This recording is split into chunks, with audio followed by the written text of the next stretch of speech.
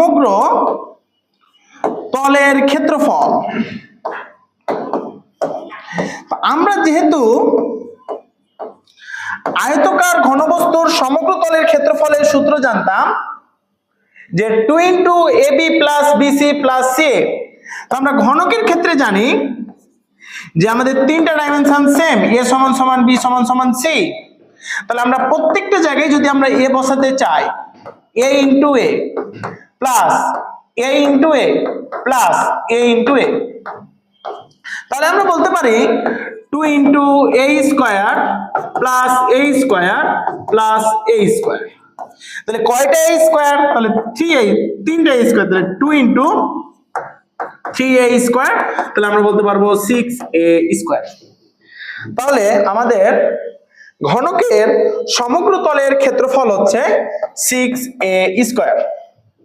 আর আয়তনের সূত্র হবে আমাদের তিনটা ডাইমেনশন সেম, তো আমরা আয়তনের ক্ষেত্রে জানি তিনটা ডাইমেনশন যদি সেম হয় তাহলে A into A into A, তাহলে হচ্ছে A কিউব।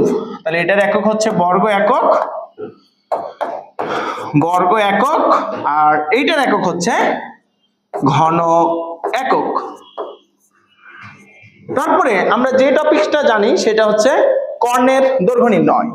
তাহলে ঘনকের কর্ণের দৈর্ঘ্যের সূত্র হবে কি? কর্ণের দৈর্ঘ্য।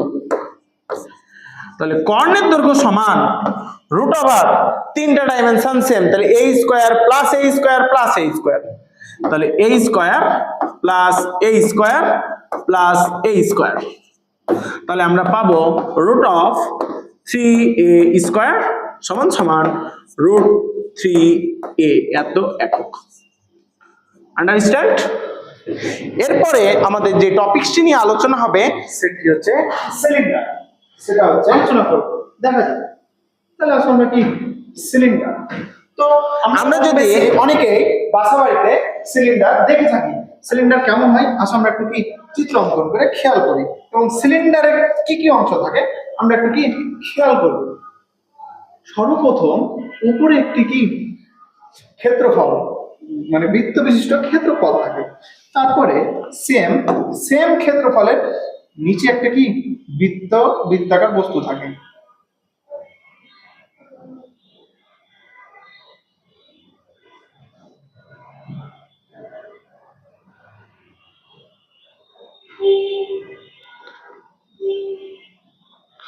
আচ্ছা দেখি,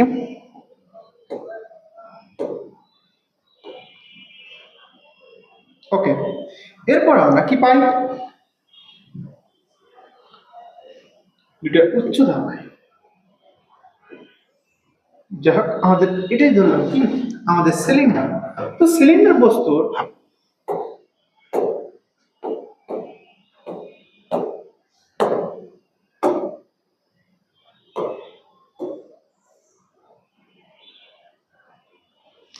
তাহলে আমরা যদি এখন সুন্দর মতো আঁকতে চাই,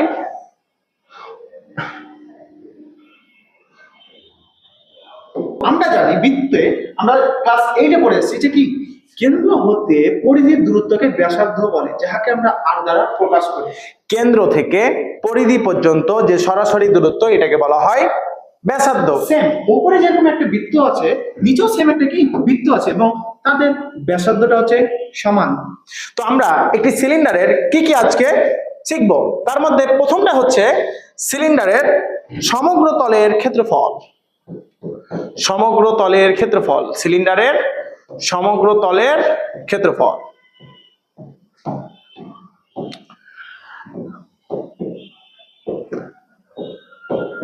আমাদের যে সিলিন্ডার আছে তার উচ্চতা যদি হয় h, তাহলে আমাদের সমগ্র তলের ক্ষেত্রফল কিভাবে নির্ণয় করব এইটা আমরা এখন আলোচনা করব। তাহলে আসুন একটু আলোচনা করা যাক।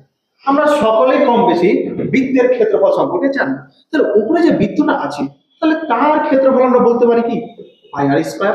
অনুরূপ ভাবে নিচে যে আমাদের বৃত্ত আছে এইটার ক্ষেত্রফল হচ্ছে পাই আর স্কয়ার। আমরা যদি এখন এইটা মনে করলাম আমাদের একটা সিলিন্ডার, সুন্দর মতো বুঝে ভালো করে, এইটা আমাদের একটা সিলিন্ডার যার এই সাইডটাও পুরো এই সাইডটাও পুরো।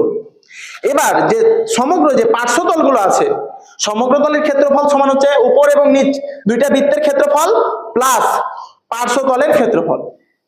তাহলে আমরা যদি পার্শ্বতল এখন মানে নির্ণয় করতে যাই, তাহলে এইখান থেকে যে বৃত্তের এতটুকু পরিধি বলতে পারি কি পারি নাই? পারি। আর আমরা যদি এখন এই বৃত্তটাকে খুলে দিই, তাহলে আমরা এখন কি বলতে পারবো? এটা এখন একটা কি আয়তাকার ঘনবস্তু না? তাহলে একটা সাইড ছিল বৃত্তের পরিধি, আরেকটা তল ছিল ওই যে উচ্চতা।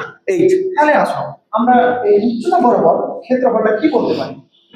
উচ্চতা বরাবর ক্ষেত্রফল, তাহলে দেখো তো বৃত্তের পরিধি, তাহলে বৃত্তের পরিধি হচ্ছে কি 2 পাই আর সাথে আমরা কি করব, এই যদি গুণ করে দিই তাহলে কি আমরা এই যে আমরা কি উপরের পৃষ্ঠের যে ক্ষেত্রফল সেটা আমরা কি পেয়ে যাব। তাহলে আমরা এখন যদি সিলিন্ডারের সমগ্র তলের ক্ষেত্রফল নির্ণয় করতে চাই, তাহলে আমাদের দুইটা বৃত্তের ক্ষেত্রফল, তাহলে pi square plus pi square plus পার্শ্ব তলের ক্ষেত্রফল 2 পাই আর এইচ, তাহলে আমরা এখান থেকে বলতে পারবো 2 পাই আর স্কয়ার প্লাস 2 পাই আর এইচ। যদি আমরা এখন 2 পাই আর যদি কমন নিই, তাহলে বলতে পারবো আর প্লাস এইচ। তাহলে আমাদের সিলিন্ডারের সমগ্র তলের ক্ষেত্রফলের সূত্রটা হলো 2 পাই আর ইন্টু আর প্লাস এইচ। এখন আমরা যেটি নির্ণয় করব সেটি হচ্ছে সিলিন্ডারের আয়তন।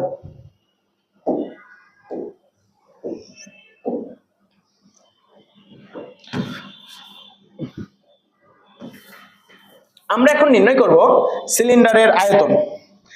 সিলিন্ডারের আয়তন সমান আমরা জানি আমাদের দুইটা ডাইমেনশন। আমরা জানি সিলিন্ডারের আয়তন সমান সমান হচ্ছে দুইটা ডাইমেনশন।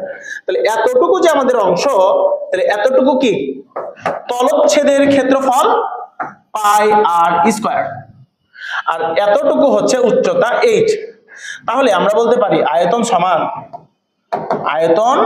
সমান তলচ্ছেদের ক্ষেত্রফল ইনটু উচ্চতা পাই আর স্কয়ার এইচ।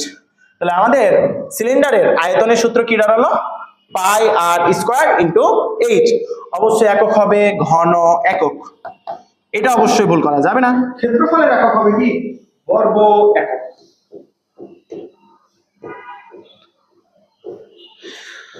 আমরা কি আর সিলিন্ডারে কোনো কিছু বের করতে পারি? হ্যাঁ কি আপাতত এই পর্যন্তই থাক।